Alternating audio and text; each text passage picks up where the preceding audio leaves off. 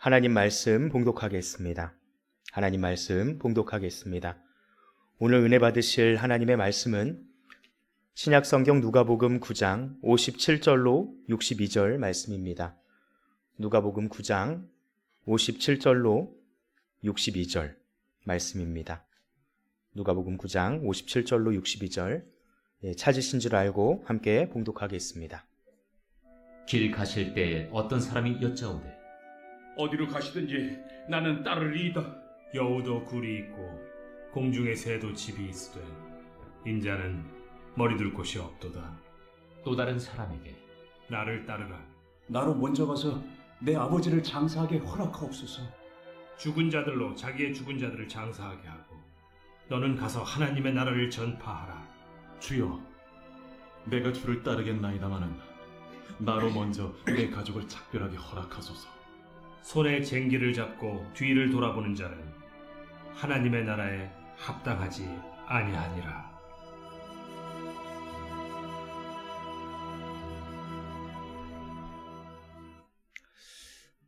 할렐루야. 예배 자리에 오신 여러분 환영합니다. 오늘은 제자가 걷는 길이라는 주제로 하나님의 말씀을 나누겠습니다. 여러분, 제가 예전에 어떤 남자 의사분의 간증을 들었습니다. 이분이 어린 시절에 하나님을 만나서 굉장히 훌륭한 믿음으로 자라셨더라고요. 아니, 중고등학생인데 그때부터 날마다 새벽 예배를 다니면서 아침에 시작을 주님께 드리고 기도하는 그런 학생이었습니다. 원래 공부를 못하던 학생이었는데 예배 중에 하나님을 정말 뜨겁게 만나는 체험을 하고 하나님의 지혜가 임한 거예요. 그때부터 성적이 막 엄청나게 올라가기 시작하는데 공부를 할 때도 이분이 참 주님이 복된 생각을 주셔서 내가 세상 공부를 하기 전에 하나님의 말씀으로 먼저 채워야지 해서 꼭 신약, 구약 한 장, 신약 한 장 이렇게 성경을 먼저 읽고 이제 공부를 시작했었다라고 합니다. 참 귀한 믿음이죠. 이분이 이제 의대를 진학을 하게 되고요. 집은 너무너무 가난하셨지만 그때그때마다 하나님이 도우셔서 이제 학교도 잘 졸업하게 됩니다. 근데 하나님이 또 미국으로 가라는 어떠한 사인을 주셔서 미국으로 이제 박사 과정을 가신 거예요.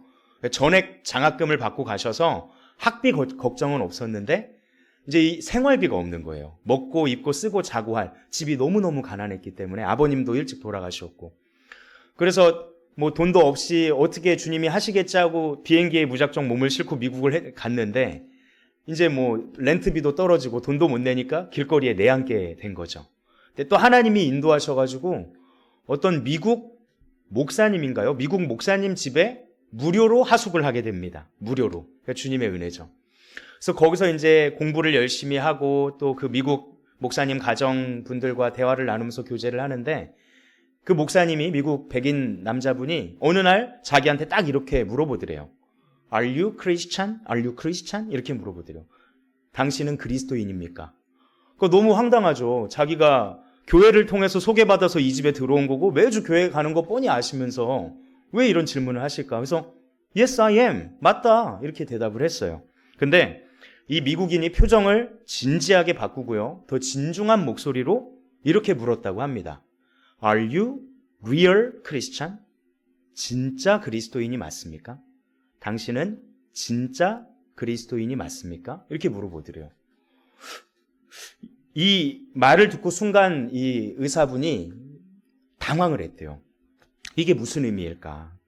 진짜 그리스도인, 가짜 그리스도인이 있다라는 말일까? 그렇다면 나는 진짜인가? 가짜인가? 혹시 나는 겉모양만 그럴듯하게 포장된 가짜 그리스도인은 아닐까? 그러면서 본인이 중고등학교 때 그 새벽마다 주님을 막 간절히 부르짖었던 그 모습이 생각이 나더래요. 그리고 자기의 현재 모습을 보니까 삶에 지치고 공부에 바빠서 어느새 하나님을 놓치고 그냥 겉모습만 신앙생활하고 있던 자기를 발견하게 된 겁니다. 여러분, 이 의사분이 지금 목사님 되셨거든요. 그러니까 의사 활동과 목회 활동을 병행하시고 미국에서 사역하시면서 아프리카로 그 의료 선교도 많이 다니시는 분이더라고요. 그런데 아직도 그 수십 년 전에 그 질문이 자기의 귓가를 맴돈다고 합니다. Are you real Christian? 당신은 진짜 그리스도인입니까? 저도 이 간증을 듣는데 생각이 깊어지더라고요. 여러분, 오늘 저희가 본문 말씀을 읽었는데요. 사실 오늘 이 본문 말씀이 우리를 굉장히 불편하게 만듭니다. 성경을 읽다가요, 이런 본문이 나오면은 마음이 막 복잡해져요. 받아들이기가 어렵고 소화가 사실은 좀 힘들어요. 그래서 얼른 다음 구절로 이렇게 넘어가는 그런 경험들이 있으실 겁니다. 성경 말씀이니까 억지로 아멘 하긴 하는데요. 솔직히 마음 깊은 곳에서는 동의가 잘 안 되는 거예요. 이것이 성경의 불편한 진실 같습니다. 근데 여러분, 불편하더라도 진실은 진실입니다. 아무리 받아들이기 어려워도 진리는 변하지 않기 때문입니다. 그럼 오늘 본문 말씀에서 예수님이 뭐라고 하십니까? 간단합니다. 제자가 되라. 제자가 되라는 것입니다. 진짜 그리스도인, 리얼 크리스찬이 되라는 것이죠. 여기에는 한 명의 예외도 없습니다. 오늘 본문을 보니까요, 예수님과 3명의 사람이 대화를 합니다. 자, 이 3명의 모습이요, 사실은 우리들의 모습이기도 합니다. 오늘 이 사건을 살펴보면은요, 우리가 예수님의 그 제자의 길을 걷기 위해서 무엇을 해야 되는지, 또 무엇을 주의해야 하는지 귀한 교훈을 얻게 됩니다. 오늘 말씀을 통해서 우리 모두가 제자의 길을 잘 걸어가게 되기를 소망합니다. 아멘. 자, 첫째, 화면을 보시면 첫째, 제자의 길은 세상적 안정보다 주님을 따르는 길입니다. 여러분, 오늘 본문 57절로 58절을 다시 한번 읽어보겠습니다. 57절, 58절 읽겠습니다. 시작.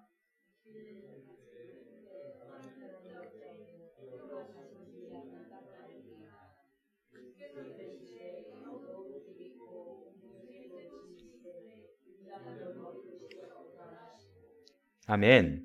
여러분, 첫 번째 사람이 등장을 합니다. 이 사람을 보니까요, 아주 적극적인 사람이에요. 예수님께 먼저 자기가 다가가서 자발적으로 제자의 길을 걷겠다라고 선언을 하셨어요. 근데 이분의 정체가 누굴까? 이 동일한 사건이 마태복음 8장에도 기록이 되어 있는데요. 자, 19절 함께 읽겠습니다. 시작.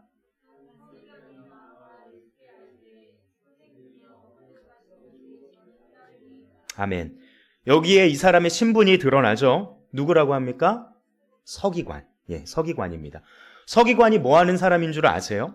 이제 서기. 뭔가 기록하는 사람입니다. 정확히는요, 당시 구약 성경을 필사하고 보존하고 그 성경과 율법을 깊이 연구하는 사람들이 서기관이라고 했습니다. 그래서요, 서기관은 율법학자라고도 불렸습니다. 서기관과 율법학자는 같은 표현입니다. 자, 근데 여러분, 예수님 당시에요, 그 유대 이스라엘 공동체는요, 일반 유대 백성들은 문맹률이 굉장히 높았어요. 글을 읽고 쓸 줄을 몰랐습니다. 따라서 당시 구약 성경은 히브리어로 돼 있었거든요. 이 히브리어, 옛날 사라진 그 고어 같은 히브리어를 읽고 쓸 줄 아는 것은요, 그것 자체가 특권이었고 어떤 사회적 엘리트층, 기득권층이었다라는 말이 됩니다. 일반 유대 백성들은요, 아람어를 썼고요. 그리고 당시 공용어였던 헬라어에는 이제 능통했는데, 이 히브리어는 읽고 쓰는 것은 소수의 특권층만 할 수 있었다라는 것이죠. 그러니까 일반 백성들은 글을 모르니까요, 그냥 성전이나 회당에 가서 앉아 있었고, 이때 서기관들이 큰 소리로 구약 율법의 말씀을 읽어주거나 이것을 해설하는 것을 들으면서 신앙을 배우게 됩니다. 그러니까 이 서기관이 하나님의 말씀을 대언하고 증언하는 사람이고 율법을 연구하는 사람이니까 그 신정국가인 이스라엘에서 영향력이 얼마나 높았겠어요. 자, 그런데 지금 예수님에게 이 서기관이 자기가 먼저 따르겠다라고 표현을 했는데요. 사실 지금 이 시점은요, 바리새인과 서기관들 이 그룹하고 예수님이 그 갈등 관계가 점점 심화되는 시점입니다. 그러니까 이 오늘 본문에서 이 서기관은요, 자기 동료 집단의 어떠한 비난과 배척을 각오하면서까지 예수님을 따르겠다고 선언한 것입니다. 이거 정말 쉬운 고백 아니거든요. 대단한 믿음입니다. 그런데요, 예수님의 이어지는 답변이 참 아리송합니다. 58절을 다시 한번 읽겠습니다. 시작.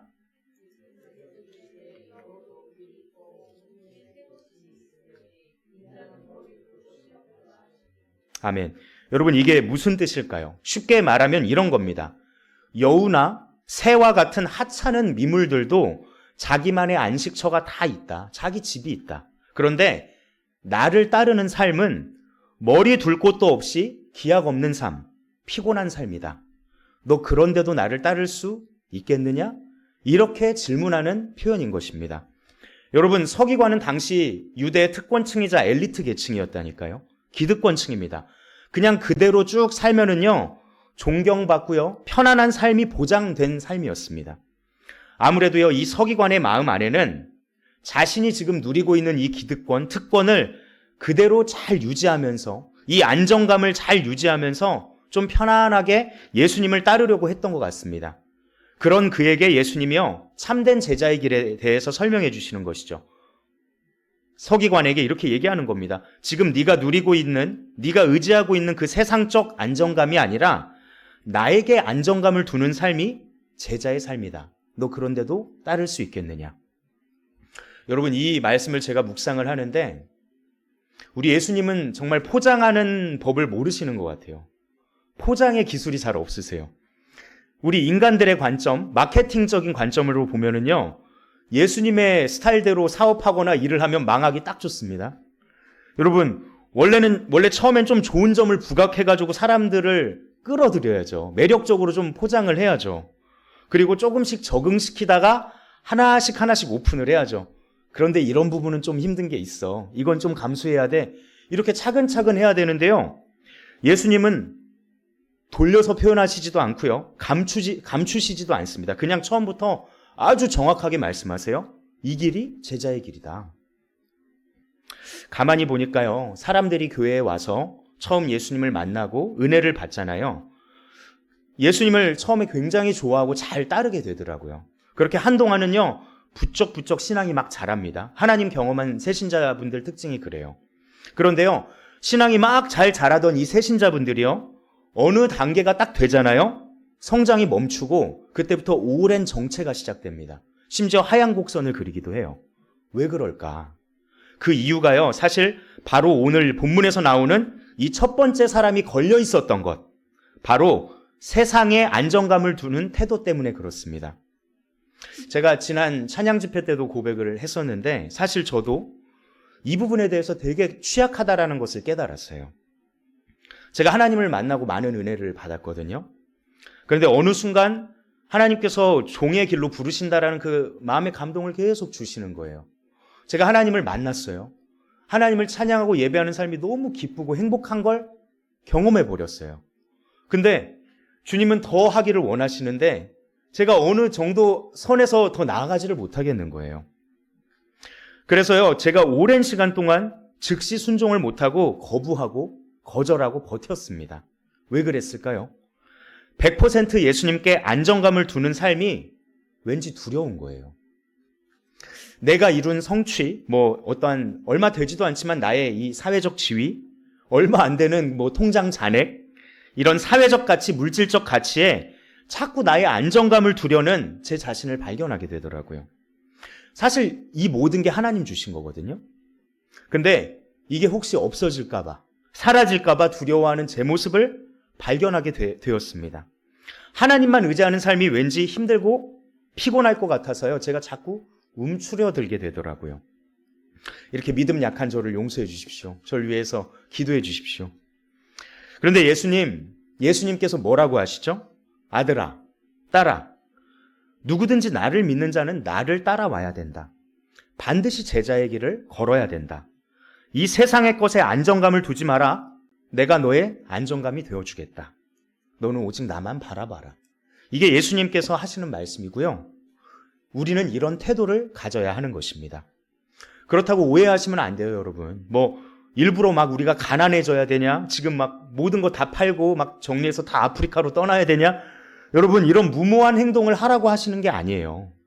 우리가 지금 각자 있는 이 위치에서 최선을 다하면서 살아가되 열심히 일도 하고요. 열심히 돈도 벌고요. 잘 관리해야죠. 근데 안정감을 어디에 두라고요? 예수님께. 예수님께 안정감을 두라는 말입니다. 그것이 제자의 길입니다. 자, 이어서 계속 보겠습니다. 두 번째 같이 읽겠습니다. 시작. 아멘. 본문 59절로 60절 말씀 다시 읽겠습니다. 시작.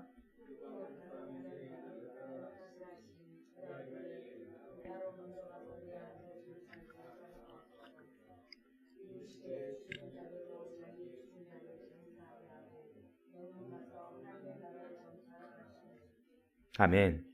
자, 이번에 두 번째 사람이 등장을 합니다.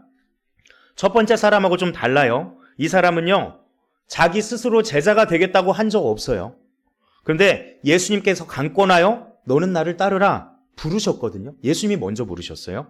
이걸 보면 여러분, 때로는 예수님이 강권해서 제자의 길로 부르는 일도 있다는 것을 우리가 알게 됩니다. 자, 그런데 이 두 번째 사람이요, 즉시 순종을 하지 않습니다. 뭔가 조건을 걸어요. 이 조건을 거는 모습을 보는데요, 제가 성경을 묵상하는데 왠지 이렇게 좀 친근하더라고요. 왜 친근할까요? 사실 이 모습이 우리 모습이기 때문에 그렇습니다. 예수님께서요, 나를 따르라, 아들아 따라, 이것을 해라, 우리한테 이런 마음을 주세요. 명령을 하시는데요, 그때마다 우리 어떻게 하죠? 주님 잠깐만요. 주님, 제가 지금 급한 이거부터 먼저 좀 하고요. 특히나 부담스러운 명령과 감동을 받을 때마다 자꾸 우리 스스로 제한을 걸고 주님한테 조건을 걸기 시작해요. 여러분, 오늘 본문의 이 두 번째 사람도 예수님께 조건을 걸고 있습니다. 그 조건은요, 아주 합당한 요구였어요, 사실. 제가 먼저 아버지 장례를 치르는 것을 허락해 주십시오. 여러분, 이거는 당연히 해주셔야 되는 부분이잖아요. 근데 예수님의 답변이 너무 충격적인 겁니다. 60절에 보면은요, 이르시되 죽은 자들로 자기의 죽은 자들을 장사하게 하고 너는 가서 하나님의 나라를 전파하라. 여러분 어떠세요? 이 대목에서 아멘이 쉽게 나오십니까? 만약에 그런 분 계시다면은 정말 위대한 믿음이십니다. 저한테 좀 알려주십시오. 저는 처음 이 구절을 보는데요, 아멘이 안 나오더라고요. 아니, 예수님 왜 이러셔? 이게 너무 반인륜적인 거 아니야? 이런 생각이 딱 들더라고요. 솔직한 제 마음이었습니다. 근데 제가 이 말씀을 연구하고 묵상하고 이렇게 분석하고 공부하는데 제가 굉장히 오해하고 있었다는 걸 깨달았어요. 여러분, 오늘 이 본문 말씀을요, 그냥 한국어 성경으로 또 우리의 관점으로만 읽어서 우리가 오해한 겁니다. 이 말씀을 올바로 이해하려면요, 예수님 이 당시 상황과 그 문화적 배경을 우리가 이해를 해야지 올바르게 해석을 할 수 있는데요. 일단 중요한 것은 예수님은 절대 반인륜적인 분이 아니시라는 겁니다. 예수님은요, 누구보다 부모님을 공경하고 사랑하라고 하셨고요, 본인이 또 몸소 그것을 실천하셨어요. 요한복음 19장 26절로 27절 한번 읽어보겠습니다. 시작.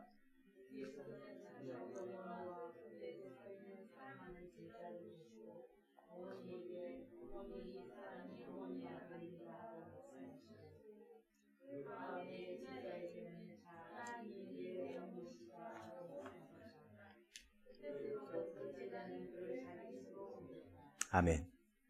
여러분 보세요. 예수님이 지금 십자가에 달린 상황이에요, 이게. 이제 죽음이 얼마 안 남은 십자가 도상에서 하신 말씀입니다.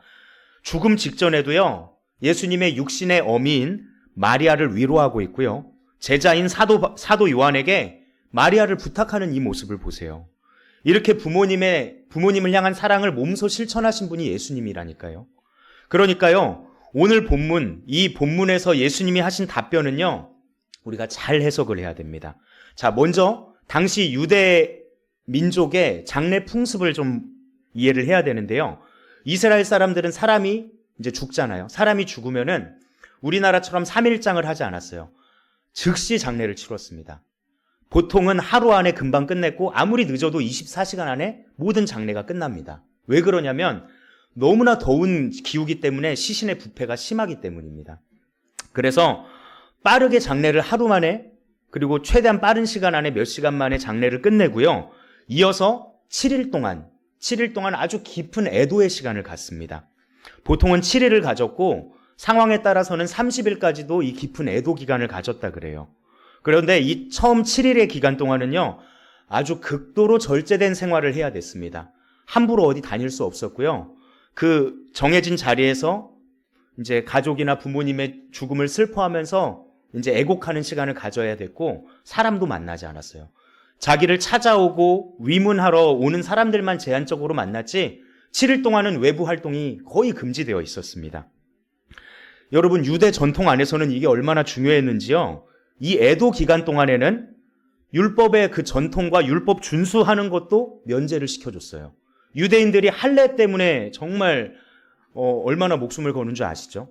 심지어 이 애도 기간에는요, 할례하는 것도 면제해줬고 성전에서 봉사하는 것도 유예를 시켜줬었습니다. 이것이 바로 유대의 장례 풍습입니다. 자, 이 배경을 이해하신 다음에 오늘 본문을 다시 살펴보면요, 아주 이상한 것이 발견됩니다. 맨 처음에 이 두 번째 사람을요, 예수님이 먼저 부르셨죠, 강권에서. 근데 예수님 부르심에 이 두 번째 사람이 곧장 이렇게 대답을 합니다. 주님, 잠깐만요. 제가 먼저 아버지의 장례를 치르게 하여 주십시오. 이 부분이요. 이 부분이 이상합니다. 여러분, 정말 이 사람의 아버지가 돌아가신 상태였다라면요, 이 사람이 지금 이 자리에 어떻게 있죠? 유대 장례 풍습에 따르면요, 아버지가 돌아가셨으면 하루 만에 빨리 장례 치르고 7일 동안 애곡하고 어디도 못 나가고 자기 위치에 있었어야 돼요. 그런데요, 지금 이 두 번째 사람은요, 예수님이 지금 길을 걸어가시는 상황에서 그 무리에 합류해서 함께 걷고 있었어요. 또 그 수많은 무리들, 제자들, 심지어 서기관들까지도 함께하는 그 행렬 속에 같이 있었단 말이죠. 이 모든 정황을 미루어서 해석을 해보면요, 지금 이 사람의 아버지는 돌아가셨을까요? 생존해 계실까요? 생존해 계세요. 돌아가신 게 아니었단 얘기가 됩니다. 이게 자연스러운 해석이에요. 그러면 이제야 오해가 풀립니다. 지금 이 두 번째 사람은요, 사실 예수님의 부르심이 굉장히 부담스러웠던 겁니다. 그러니까요, 어떻게든 자연스럽게 거절하기 위해서 아주 그럴싸한 핑계를 가지고 온 것입니다. 그것도 지금 생존해 계신 자기 아버지까지 동원하면서 말입니다. 그런데 예수님이 이걸 속아 넘어가실까요? 알고 계실까요? 마음의 깊숙한 곳까지 다 알고 계신 예수님이요, 이렇게 답변하신 겁니다. 60절에 이르시되 죽은 자들로 자기의 죽은 자들을 장사하게 하고 너는 가서 하나님의 나라를 전파하라. 여기서요, 죽은 자라고 하는 이 두 부류의 죽은 자가 나오는데, 첫 번째 등장하는 이 죽은 자가 바로 예수님을 믿지 않는 자들, 예수님을 따르지도 않고 따를 수도 없는 자들, 즉 영적으로 죽어있는 자를 의미합니다. 예수님의 표현을 보니까요, 아주 굉장히 노골적으로 구분을 하고 계세요. 제자의 길을 걷는 사람들은 살아있는 자, 반면 제자의 길을 거부하는 자는 죽은 자라고 이렇게 하십니다. 왜 이렇게까지 엄격하게 야속하게 구분을 하실까요? 여러분, 제자의 길을 끝까지 거부하는 사람들은 언제나 육신적인 일이 우선순위인 사람들입니다. 하나님의 부르심과 초청에는 관심이 없고요, 끝까지 거절하는 사람들입니다. 거기에다가 이분들은 늘 타락한 그 육신의 소욕과 그 자기 마음의 원함대로 살아가는 사람들입니다.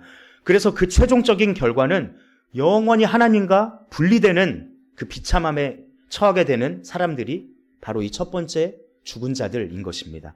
그러니까요, 살아있지만 죽은 자나 마찬가지예요. 예수님이 보시기에는요, 이 사람들은 이미 죽은 자나 동일한 상황이라는 것이죠.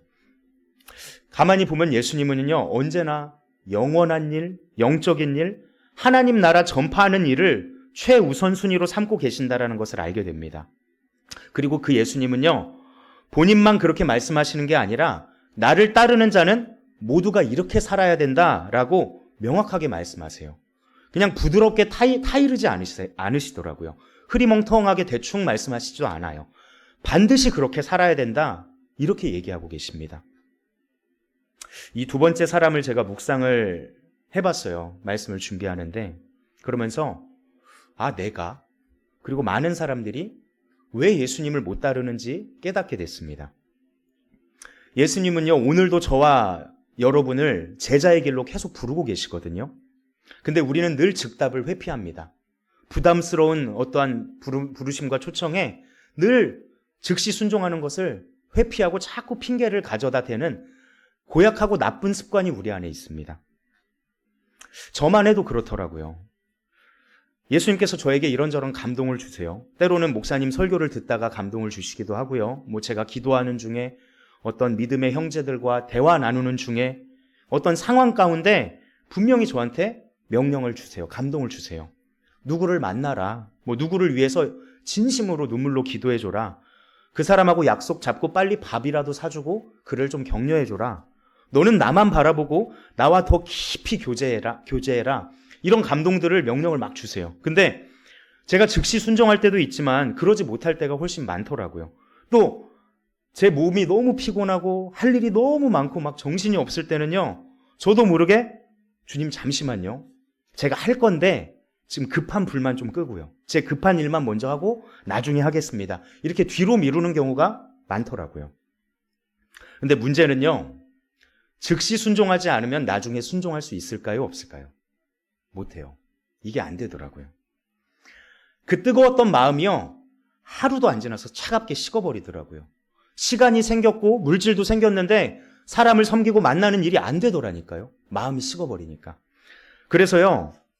하나님은 우리에게 부담을 주시면서까지 지금 뭐 해라 하셨을 때 그때 딱 해야 되기 때문에 주시는 감동이더라고요. 그때 즉시 순종을 해야 되더라고요. 여러분 어떠세요?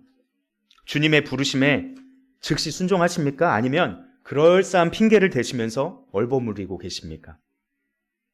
마치 주님 잠깐만요. 우리 아버지 아직 살아계시긴 한데 지금 언제 돌아가실지도 모르고 하니까 제가 아버지의 장례만 치르고 따르겠습니다. 뭐 아버지가 한 5년 사시면 어쩔 수 없고요. 5년 있다 따르는 거죠. 뭐 한 10년 사시면 어쩔 수 없고요. 혹시 이런 핑계를 대고 있는 건 아닐까요? 여러분 하나님 나라를 전파하는 일이 자꾸 우선순위에서 뒤로 밀리게 되더라고요. 순종은 즉시 하는 겁니다. 아멘? 나중에는 하고 싶어도 못하더라고요. 똑같아요, 여러분. 지금 내가 순종을 혹시 미루고 있는 게 있는지 생각해보는 시간 되기를 소망합니다. 주님께서요, 사과하라고 하셨으면요, 즉시 사과하셔야 돼요.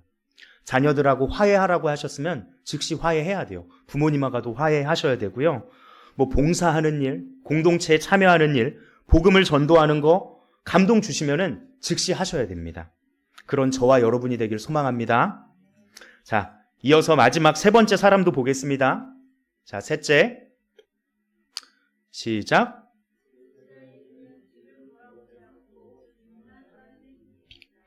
제 61절로 62절 마지막 본문입니다. 같이 읽겠습니다. 시작.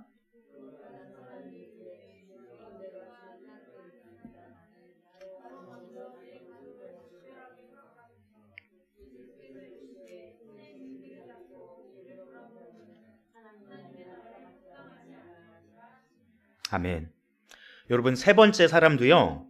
첫 번째 사람처럼 자기가 자발적으로 주도적으로 주님을 따르겠다라고 합니다. 그렇죠? 대단한 적극성이에요.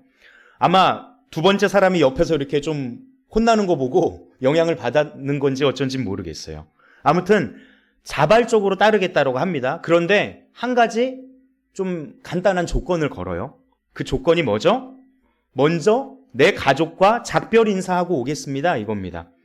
여러분 어떠세요? 이 정도면 아주 심플한 요구사항 아닙니까? 작별 인사 정도는 좀 해주셔야죠. 하게 해주셔야죠. 뭐 얼마나 오랜 시간이 걸린다고요. 뭐 식사까지 하고 온다고 해도 몇 시간이면 되고요. 짧으면 1시간이면 인사하고 오는 거 정도는 할 수 있거든요. 그런데요.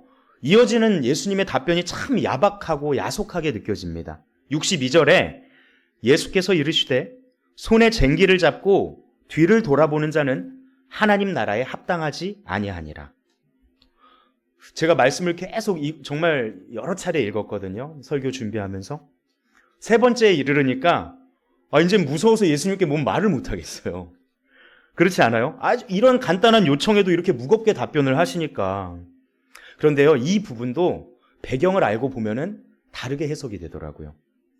자, 이 세 번째 사람이 작별 인사하겠다라고 했던 이 가족이요. 헬라어 원문으로 보면은 오이코스라고 합니다. 오이코스.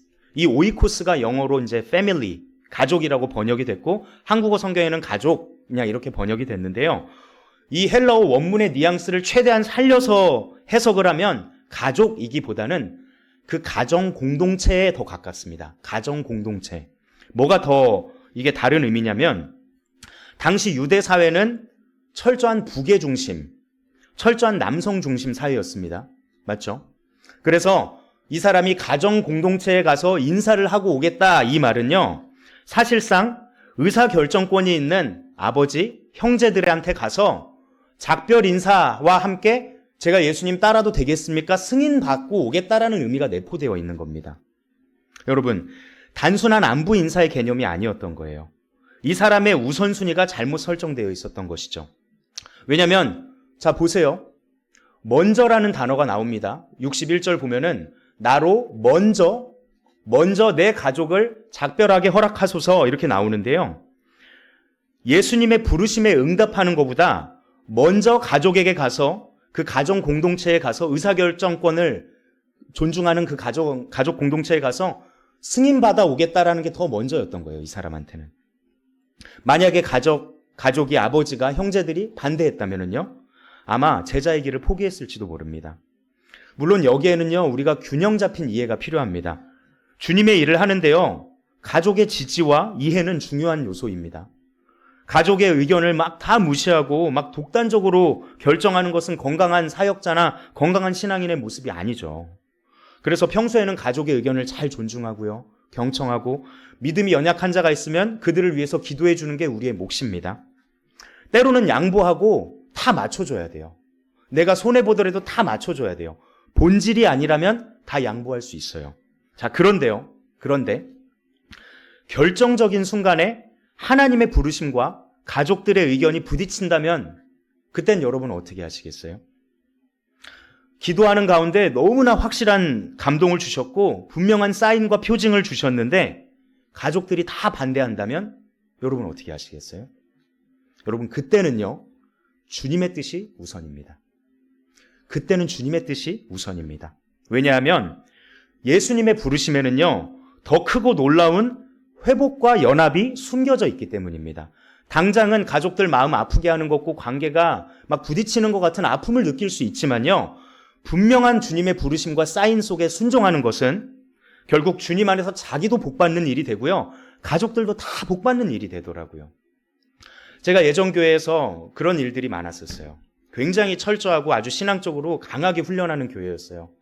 특히나 그 우상 숭배에 대해서 아주 민감하고 예민했었어요. 목사님이 개척하신 당시 그 교회 목사님이 예전 교회 목사님이 깊은 기도 산기도 가운데 영안이 열려서서 영적인 눈이 열리셔가지고 귀신들이 보였었어요. 그래서 귀신 들린 사람들이 오면 예수 이름으로 쫓아내면 막 교회 가운데에서 막 부르르 개거품 물고 떠나가고 막 무당이 쓰러지고 이런 일들이 실제로 일어났어요. 제가 눈으로 봤다니까요. 그러니까 이 우상 숭배가 얼마나 실제적인 악한 일이고 악한 세력의 일에 동참하는 것인지를 알았기 때문에 절대 못하게 했었어요. 그러니까 교회에서 맨날 정신교육을 그렇게 받으니까 어떻게 돼요? 모든 가족이 다 불신자 가족이고 모든 가족이 우상 숭배를 하는데 거기서 절대 절도 안 하고 막 철저하게 자기 신앙을 지키니까 그 며느리였던 사람이 막 할머니한테 뺨을 맞고 막 어떤 때는 몽둥이 찜질 당하는 일들이 예전 교회에 있었어요. 그럼 어떻게 해요? 가족들이 다 반대하는데 넘어가야 됩니까? 근데 기도만 하면 예수님이 무너지지 말라 그러는 거예요. 근데 어떤 간증들이 많냐면 끝까지 믿음을 지키시는 거예요. 눈물로 기도하고 그렇게 믿고 자기 괴롭히는 가족들한테 먼저 선물하고 막 울면서 너무 싫지만 먼저 다가가고 그러나 신앙은 끝까지 지키고 절대 우상 숭배하지 않고 나중에는요 상황이 다 반전되더라고요. 가족들이 뭔가 있구나. 뭔가 있으니까 제가 저렇게까지 하지. 그리고 기도하는 가운데 실질적으로 어떤 놀라운 막 체험들이 그 가정들한테 일어나면서 그 불신자 가족 막 10명이 15명이 동시에 막 한 번에 전도되는 일들이 일어나고요. 그런 일들이 일어나더라니까요. 저는 예수님의 부르심에 우리가 순종해야 되는 게 여기에 있다라고 생각을 합니다.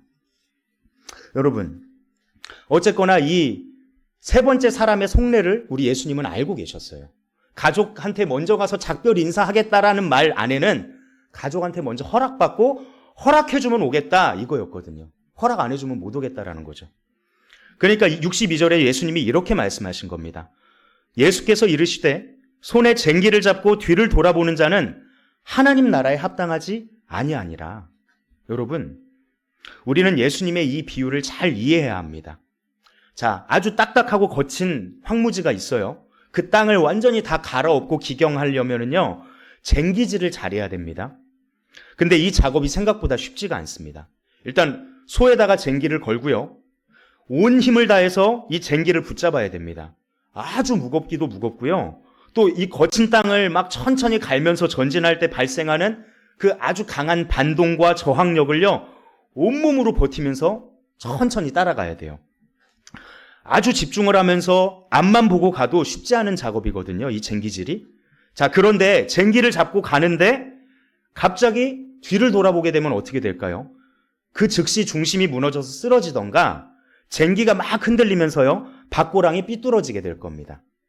그런데도 계속 뒤를 돌아보고 또 돌아보잖아요. 이 쟁기질하는 와중에 결국은요, 밭은 밭대로 망치고 밭고랑은 다 삐뚤삐뚤해지고요, 심지어 농사까지 망치게 될 것입니다. 예수님은요, 비유를 통해서 지금 이 말씀을 하고 계시는 거예요. 너가 제자의 길을 걷기로 결단했다면 뒤를 돌아보면 안 된다, 이 말입니다. 예수님은요, 사람들의 의견, 사람들의 시선 너무 의식하지 말라라는 얘기를 하시는 거예요. 그는 쟁기를 잡고도 뒤를 계속 돌아보는 사람하고도 같다라는 거예요. 그렇게 계속 한다라면 결국 하나님 나라 복음 전파라는 위대한 사명을 감당할 수 없게 되는 것이죠. 저는 이 경고를 오늘날 우리도 가슴 깊이 새겨야 한다고 생각합니다. 여러분, 하나님께서 저와 여러분에게 크고 작은 여러 가지 사명들을 맡겨주셨습니다. 만약 주님께서 어떤 일, 어떤 사람, 어떤 장소를 참 힘들지만 우리에게 맡겨주셨다면 주님께서 옮겨주시기 전까지는 우리는 그 일을 계속 해나가야 합니다. 우리를 믿으니까 맡겨주신 것이거든요.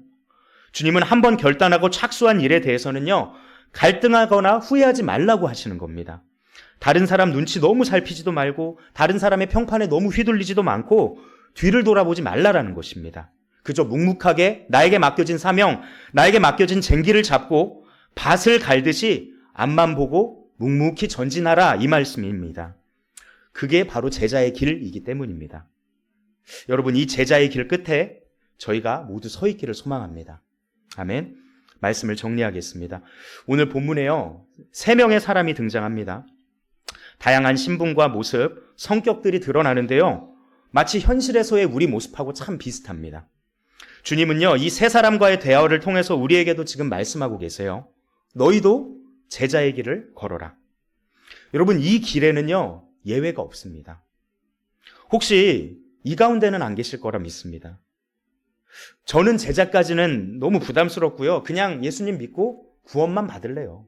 제자는 너무 부담스러워. 그냥 믿고 구원까지만 받을게요. 혹시 이렇게 말하는 사람이 있을지 모르겠습니다. 근데 여러분, 진짜 구원받은 사람, 진짜 그리스도인, 리얼 크리스찬은요, 반드시 예수님을 따라가는 모습을 보이게 됩니다. 제자의 길을 걸어가면서 자기의 믿음이 진짜였다라는 것을 증명하게 되는 것이죠. 자연스럽게 이렇게 됩니다. 그러니까 여러분 기억하세요. 제자는 세상의 안정감보다 예수님을 따르는 것을 집중합니다. 예수님께 안정감을 두는 사람이 제자입니다. 제자는요, 예수님의 부르심과 초청에 미루거나 핑계대지 않습니다. 즉시 순종합니다. 여러분, 제자는요, 뒤를 돌아보거나 후회하지 않습니다. 끝까지 예수님께 시선을 고정하고 끝까지 따라갑니다. 이것이 바로 구원받은 성도, 제자의 삶일 줄 믿습니다. 다시 한번 제가 강조드립니다. 그렇다고 오해하시면 안 돼요. 막 다 극단적인 삶을 살라는 것이냐, 너무 드라마틱하고 극적으로 살아야 된다라는 거냐, 그 말이 아니에요. 본질은 결국 우리 안에서 우선순위가 바뀌어야 한다라는 말입니다. 사람들은요, 재밌어요. 마음속에 여러 가지 우선순위들이 있는데요, 그 우선순위가 다양하게 공존할 수 있다라고 생각하는 경향들이 있더라고요. 자, 예를 들면은요, 기독교인한테 당신의 우선순위가 어떻게 됩니까? 삶의 우선순위 한 3가지만 얘기해 보세요. 이러면은 일단은 체면이 있으니까 1순위는 예수님입니다. 예수님. 저희 2순위는 제가 어떤 목표가 있거든요. 나의 꿈과 목표를 이루는 겁니다. 3순위는 돈도 잘 벌고 성공하는 게 3순위입니다. 이렇게 말을 할 수 있겠죠. 근데 여러분, 이게 가능하지 않은 말이라는 거 아세요? 이거 불가능합니다. 왜 그러냐면은요, 만약 우리가 우리 마음속에 어떤 것을 1순위로 딱 설정을 해놓잖아요. 1순위가 어떤 것으로 설정을 해놓잖아요. 그러면은 나머지 2, 3, 4 나머지 후순위들은요, 너무나 자연스럽게 그 1순위와 연관된 것들로 채워지게 됩니다. 이거 너무나 당연한 얘기예요. 만약에 어떤 사람이 돈이 1순위잖아요. 말은 그렇게 안 해도 그 마음 안에 깊은 동기가 돈이 1순위잖아요. 그러면은요, 자연스러워요. 어떻게 하면 돈을 잘 벌까? 어떻게 하면 성공할까? 어떻게 하면 그 관련된 인맥을 쌓을 수 있지? 그 관련된 공부, 재테크 공부는 어떻게 해야 되지? 같은 것들로 2, 3, 4순위가 자연스럽게 세팅될 겁니다. 아무리 자기가 신앙으로 포장하려고 그래도 감춰지지 않습니다. 결국 한 사람의 삶은요, 그 내면에 자리한 1순위가 무엇인지에 따라 결정됩니다.